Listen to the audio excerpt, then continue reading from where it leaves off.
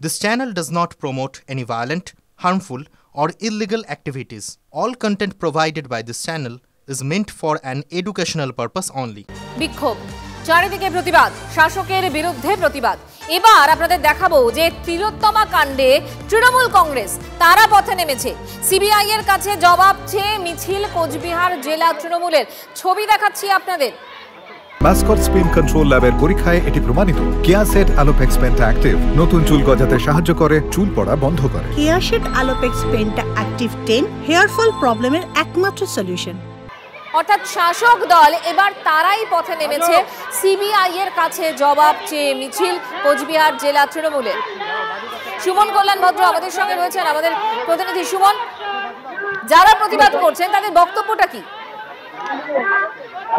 স্পষ্ট বক্তব্য যে এখন সিবিআই এই তদন্তের ভার নিয়েছে, যত দ্রুত সম্ভব এই তদন্তে যারা দোষী তাদেরকে শাস্তি দিতে হবে। পাশাপাশি এই কার্যকর কাণ্ডকে সামনে রেখে যারা রাজ্যের ক্ষমতা দখলের চেষ্টা করছেন বা অপচেষ্টা করছেন তাদেরকেও হুঁশিয়ারি দেওয়ার জন্য কিন্তু আজকের আন্দোলন।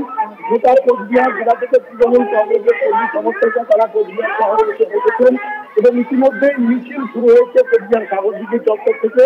গোটা শহর পরিক্রমা করে উত্তরবঙ্গ উন্নয়ন মন্ত্রী উদয়ন থেকে শুরু করে রবীন্দ্রনাথ ঘোষ, নবনির্বাচিত সাংসদ জগদীশ বন্দ্যোপাধ্যায় অভিযোগের সকলে কিন্তু আজকের এই মিছিলে উপস্থিত হয়েছে এবং প্রচুর মহিলা এবং তৃণমূল কংগ্রেসের প্রচুর কর্মী সমর্থক আজকে এই মিছিলে অংশ নিয়েছেন।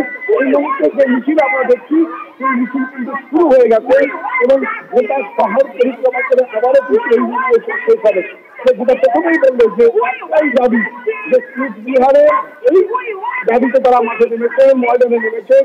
তুমি আমাদের সঙ্গে থাকো। এই মুহূর্তে যে ছবি আপনাদেরকে দেখাচ্ছি, একদিকে যখন বাম যুব ছাত্র সংগঠন তারা রাস্তায় নেমেছে এবং তারা ফাইট ফর জাস্টিসের স্লোগান তুলছেন, ঠিক একই সময় কোচবিহারে তৃণমূল কংগ্রেস তারাও পথে নেমেছে। তারাও তিলোত্তমা কাণ্ডে বিচার চাইছেন এবং সিবিআই এর কাছে জবাব চাইছেন। সেই জবাব চেয়ে মিছিল কোচবিহার জেলা তৃণমূলের মিছিল। দুটো উইন্ডোর মাধ্যমে আপনাদেরকে দেখাচ্ছি কলকাতা এবং কোচবিহারের ছবি। সন্দীপ ঘোষের বিরুদ্ধে এবার অ্যাকশন মোডে সিবিআই। এফআইআর দায়ের করে সন্দীপের বিরুদ্ধে দুর্নীতির তদন্ত শুরু। হাইকোর্টের নির্দেশে আজ সকালেই নিজাম প্যালেসে গিয়ে নথি হস্তান্তর করে সিট। সুপ্রিয় গুহ আমাদের সহকর্মী এই মুহূর্তে আমার সঙ্গে রয়েছেন। সুপ্রিয়, কি জানতে পারছি আমরা এই বিষয়ে?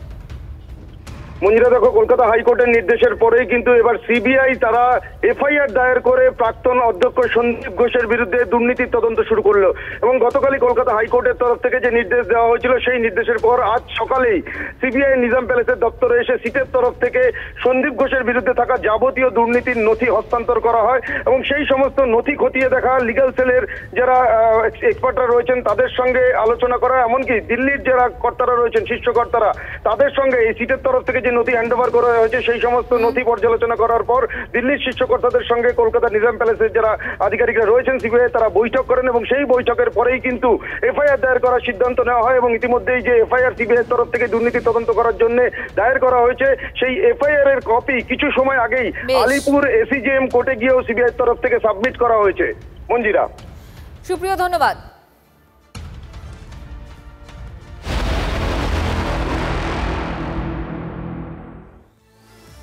তিলোত্তমার ঘটনার নেপথ্যে আরো অনেকে।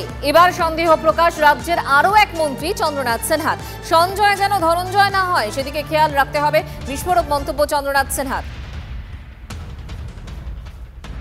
আমরা কেউই চাই না যে আসামি পালিয়ে যান, কিন্তু আমরা চাই সঞ্জয় যেন ধনঞ্জয় না হয়।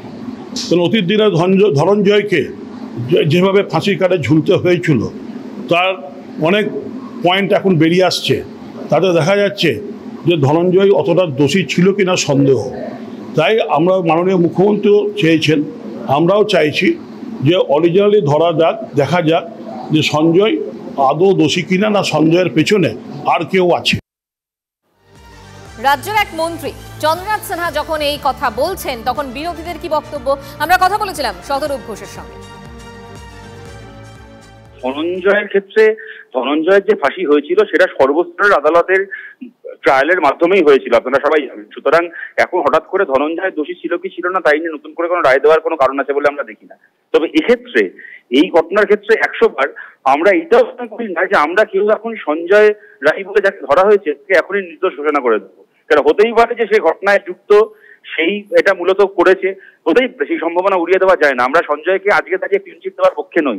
এই ঘটনায় একাধিক জন থেকে থাকে যাদেরকে কিনা আড়াল করা হচ্ছে, না হলে এত রকম ভাবে সকালবেলা একটা বডি পাওয়ার পরে রাত পর্যন্ত এফআইআর করতে সময় নেওয়া হলো, মাঝের সময় প্রমাণ লোপাট করা হলো, ফরেন্সিক এভিডেন্স মোছা হলো, তারপরে কখনো সেমিনার রুমটাকে ভাঙচুর করে, কখনো 14 আগস্ট রাত্রিবেলা গুন্ডা ঢুকে গিয়ে নানাভাবে প্রমাণ নষ্ট করার চেষ্টা করা হলো। এইগুলো কেন করা হলো? এগুলো খালি সঞ্জয় রায় নাকি সঞ্জয় রায় ছাড়া আরো কয়েকজন আছে তারা এতটাই প্রভাবশালী, এতটাই ক্ষমতা সম্পন্ন যে তাদেরকে বাঁচাতে হবে, তার জন্য করা হলো। সুতরাং কোনো অপরাধী যেন পালিয়ে বাঁচতে না পারে।